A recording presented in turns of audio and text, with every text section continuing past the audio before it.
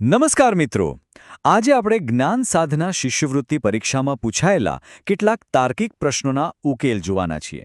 આપણે સાથે મળીને દરેક પ્રશ્નને સમજીશું અને એને ઉકેલવાની સૌથી સહેલી રીત કઈ છે એ પણ જાણીશું. તો ચાલો મગજને થોડી કસરત કરાવવા માટે એકદમ તૈયાર થઈ જાઓ. આ કોઈ ગોખવાની વસ્તુ નથી, પણ તર્ક અને બુદ્ધિની એક મજેદાર રમત છે. આપણે સાથે મળીને એક પ્રશ્નને ઊંડાણપૂર્વક સમજીશું અને જોઈશું કે એનો જવાબ કેવી રીતે આવે છે. તો ચાલો શરૂ કરીએ. આપણા પહેલા વિભાગમાં એવા પ્રશ્નો છે જેમાં વસ્તુઓને સાચા ક્રમમાં ગોઠવવાની છે અને અમુક પારિવારિક સંબંધોને ઉકેલવાના છે. ચાલો જોઈએ પહેલો પ્રશ્ન. અહીં આપણને 5 શબ્દો આપ્યા છે. આપણું કામ છે એમને જીવનના સાચા ક્રમમાં ગોઠવવાનું.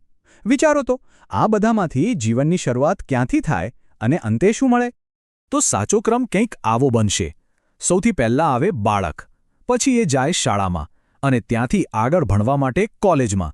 ભણતર પૂરું થાય એટલે એને મળે રોજગારી, અને રોજગારી મળે એટલે મહેનતનું ફળ એટલે કે પગાર મળે. તો આપણો સાચો ક્રમ થયો BDAEC. એકદમ સરળ. ચાલો હવે એક સંબંધનો કોયડો ઉકેલીએ. અહીં 3 પેઢીની વાત છે. બિમલ, એમના દીકરા સુનિલ અને સુનિલના દીકરા દીપક અને અનિલ. તો હવે આપણે અનિલ અને બિમલ વચ્ચેનો સંબંધ શોધવાનો છે. જુઓ, આને સમજવું બહુ જ સહેલું છે. બિમલ છે એ સુનિલના પિતા છે અને સુનિલ જે છે એ અનિલના પિતા છે. આનો સીધો મતલબ શું થયો કે બિમલ એ અનિલના પપ્પાના પણ પપ્પા છે. અને પપ્પાના પપ્પાને આપણે શું કહીએ? દાદા. તો બિમલ એ અનિલના દાદા થયા અને અનિલ એમનો પૌત્ર થયો. તો આપણો જવાબ છે પૌત્ર અને દાદા. ચાલો હવે થોડા અલગ પ્રકારના પ્રશ્નો જોઈએ. આ વિભાગમાં આપણે એવા પ્રશ્નો ઉકેલીશું જેમાં કોઈ છુપાયેલી પેટર્ન કે કોડ શોધવાનો હોય છે. હવે આ જુઓ, 9 + 7 = 58. એ કેવી રીતે બને? એ તો 16 થાય. એનો મતલબ કે અહીંયા સીધો સરવાળો નથી, કંઈક બીજો જ તર્ક, કોઈક પેટર્ન છુપાયેલી છે. ચાલો એ પેટર્ન શોધી કાઢીએ. અને તર્ક આ છે: જે બીજી સંખ્યા છે એનો વર્ગ કરવાનો અને એમાં પહેલી સંખ્યા ઉમેરી દેવાની. ચાલો ચેક કરીએ. 7નો વર્ગ 49, એમાં 9 ઉમેરો એટલે 58, બરાબર. પછી 11નો વર્ગ 121, એમાં 3 ઉમેરો એટલે 124. અરે વાહ, તર્ક તો મળી ગયો. તો હવે આપણા પ્રશ્ન પર આ જ તર્ક લગાવીએ. બીજી સંખ્યા છે 5, તો 5નો વર્ગ 25, એમાં પહેલી સંખ્યા 13 ઉમેરીએ તો 25 + 13 કેટલા થાય? 38. તો આપણો સાચો જવાબ છે 38. હવે આવ્યો કોડિંગ ડિકોડિંગનો પ્રશ્ન. અહીં આપણે એ શોધવાનું છે કે મેંગો શબ્દમાંથી KZLFM શબ્દ કયા નિયમથી બન્યો. જો એ નિયમ આપણને મળી જાય તો એપલનો કોડ શોધવો રમતવાત છે. ચાલો આ કોડને તોડીએ.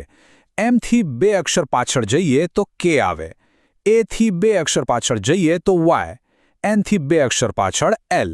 હવે અહીંયા ધ્યાન આપજો, G થી ખાલી એક જ અક્ષર પાછળ F આવે છે અને પાછું O થી 2 અક્ષર પાછળ M. મતલબ કે મેંગો માટેની પેટર્ન છે -2 -2 -2 -1 અને -2. હવે એપલને કોડ કરીએ, પણ અહીંયા એક નાનકડો ટ્વિસ્ટ છે. સાચો જવાબ મેળવવા માટે અહીંયા થોડી અલગ પેટર્ન વાપરવામાં આવી છે. પહેલા 3 અક્ષરો માટે -2નો નિયમ લાગુ પડે છે. એમાંથી 2 બાદ કરો તો Y, Pમાંથી 2 બાદ કરો તો N અને ફરી Pમાંથી 2 બાદ કરો તો N. પણ છેલ્લા 2 અક્ષરો માટે -1નો નિયમ છે. Lમાંથી 1 બાદ કરો તો K અને Eમાંથી 1 બાદ કરો તો D.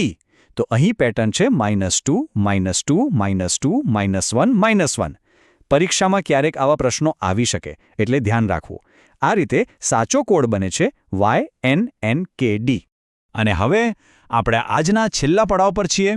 આ એક આકૃતિનો કોયડો છે જેમાં આપણે એક જટિલ આકૃતિમાં કેટલા ત્રિકોણ છુપાયેલા છે એ ગણવાના છે. તો આ રહી એ આકૃતિ. ધ્યાનથી જુઓ અને વિચારો, આમાં કુલ કેટલા ત્રિકોણ હશે? ઘણા બધા નાના મોટા ત્રિકોણ દેખાઈ રહ્યા છે. સાચો જવાબ મેળવવા માટે આપણે એકદમ વ્યવસ્થિત રીતે ગણતરી કરવી પડશે. ચાલો ગણતરી શરૂ કરીએ. સૌથી પહેલા જે એકદમ નાના અને છૂટક ત્રિકોણ છે એને ગણીએ. તમે ધ્યાનથી જોશો તો તમને એવા 6 નાના ત્રિકોણ જોવા મળશે. તો આપણો પહેલો આંકડો છે 6. હવે બે નાના ત્રિકોણને જોડીને જે ત્રિકોણ બને છે એને જોઈએ. એવા આપણને કુલ 3 ત્રિકોણ મળશે. તો 6માં આપણે 3 ઉમેરીએ એટલે થયા 9. હજી વાત પૂરી નથી થઈ. હવે 3 નાના ત્રિકોણને જોડવાથી જે મોટા ત્રિકોણ બને છે એ જોઈએ. એક ડાબી બાજુ અને એક જમણી બાજુ એટલે કે એવા 2 ત્રિકોણ છે. તો 9માં બીજા 2 ઉમેરીએ એટલે થયા 11. અને છેલ્લે સૌથી મોટો ત્રિકોણ એટલે કે આખી આકૃતિ પોતે, એને તો ભૂલી જ ન શકાય ને. આ થયો આપણો છેલ્લો એક ત્રિકોણ. તો ચાલો હવે બધાનો સરવાળો કરીએ. 6 નાના, 3 મધ્યમ, 2 મોટા અને એક આખી આકૃતિવાળો. એટલે 6 + 3 + 2 + 1 કુલ થયા 12. તો આ આકૃતિમાં બરાબર 12 ત્રિકોણ છે. તો આ બધા પ્રશ્નો પરથી આપણે શું શીખ્યા? મુખ્ય વાત એ છે કે પ્રશ્નને હંમેશા ધ્યાનથી વાંચવો, મોટી સમસ્યાને નાના નાના ટુકડામાં વહેંચી દેવી અને ખાસ કરીને આકૃતિવાળા પ્રશ્નોમાં એક સિસ્ટમથી ગણતરી કરવી. બસ આટલું ધ્યાન રાખશો તો બધું સહેલું લાગશે. તો બસ આજ માટે આટલું જ. જતા જતા એક સવાલ તમારા માટે છોડી જાઉં છું. એવા કયા તાર્કિક કોયડા છે જે તમને સૌથી વધુ અઘરા લાગે છે? વિચારતા રહેજો અને પ્રેક્ટિસ કરતા રહેજો. ફરી મળીશું.